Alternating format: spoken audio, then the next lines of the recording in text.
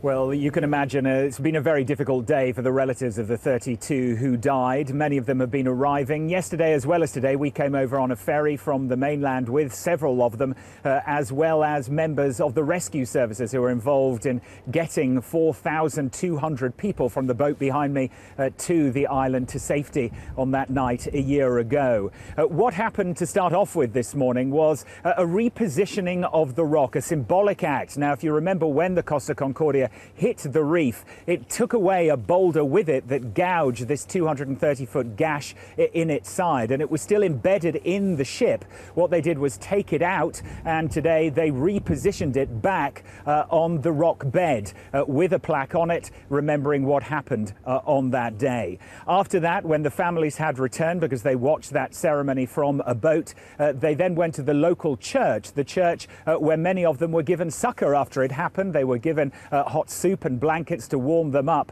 They then returned some of those survivors as well as the relatives for a memorial service that was led by a local bishop. Now, included in the congregation was Kevin Rebello. His brother Russell was a waiter on board the Costa Concordia. His body has never been recovered.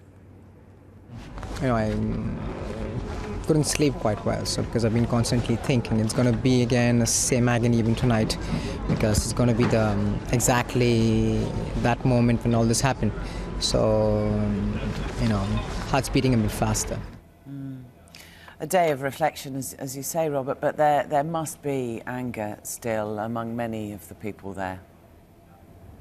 What is interesting talking to the survivors is the fact that many of them say that a day hasn't gone by when they haven't thought about what has happened. One survivor told Sky News that he and his wife will never get on a cruise ship again because of their memories of that evening. Their anger directed, of course, at Captain Francesco Schettino, the Captain Calamity, dubbed by some of the newspapers, who still hasn't been formally charged. He remains under house arrest, but he's under investigation on 3 counts.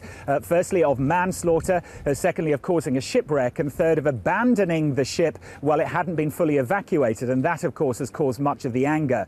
We also attended a pre-trial hearing in the nearby town of Grosseto, where we spoke to several lawyers who are pursuing civil claims on behalf of survivors as well as relatives of the family. Some of them not satisfied just with Costa Cruises being in their sites. They also want the parent company to pay for this, and that is Carnival Cruises, one of the largest shipping companies in the world.